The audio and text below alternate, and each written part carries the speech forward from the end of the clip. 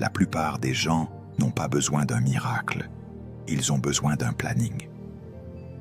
La plupart des gens n'ont pas besoin d'un prophète, ils ont besoin d'une routine.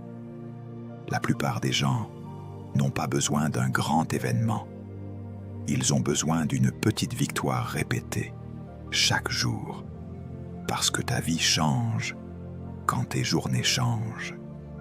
Ta destinée se réoriente quand ton agenda se réaligne.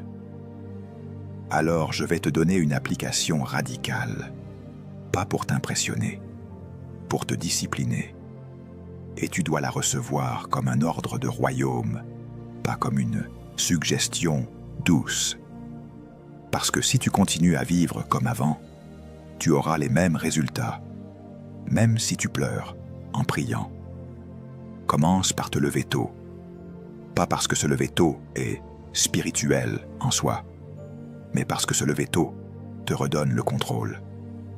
La journée appartient à celui qui la saisit avant qu'elle ne l'avale.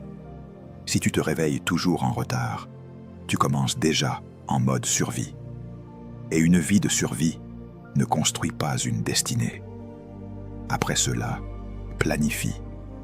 Tu ne peux pas appeler ça foi si tu n'as aucune structure. La foi n'est pas l'improvisation. La foi est l'obéissance intelligente. Planifier, c'est prophétiser avec des actions. C'est dire, voici ce que je vais faire. Voici ce que je vais éviter. Voici ce qui compte. Voici ce qui est secondaire.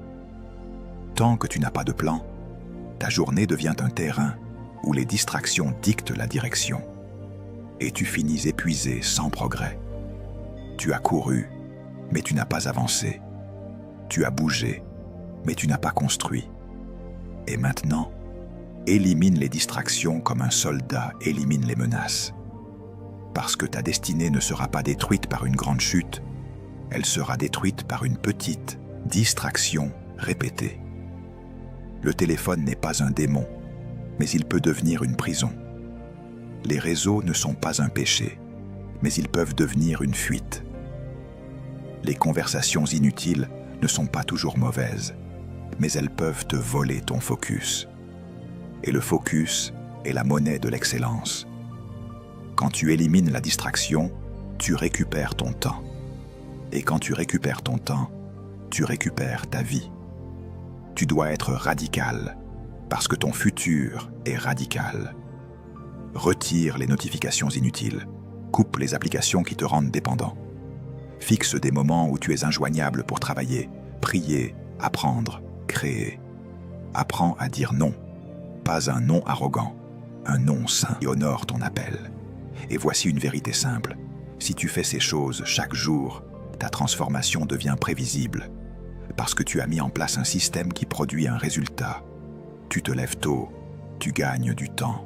Tu pries, tu t'alignes, tu lis, tu renouvelles ton esprit. Tu planifies, tu diriges ta journée.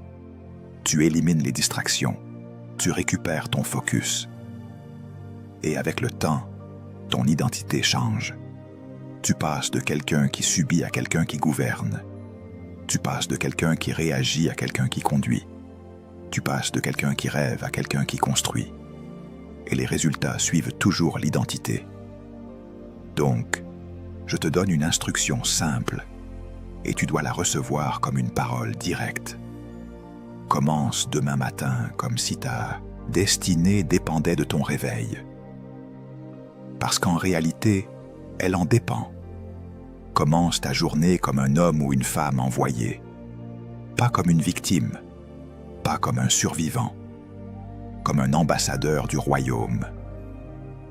Et tu verras que ce que tu appelais manque de chance était en réalité un manque de système.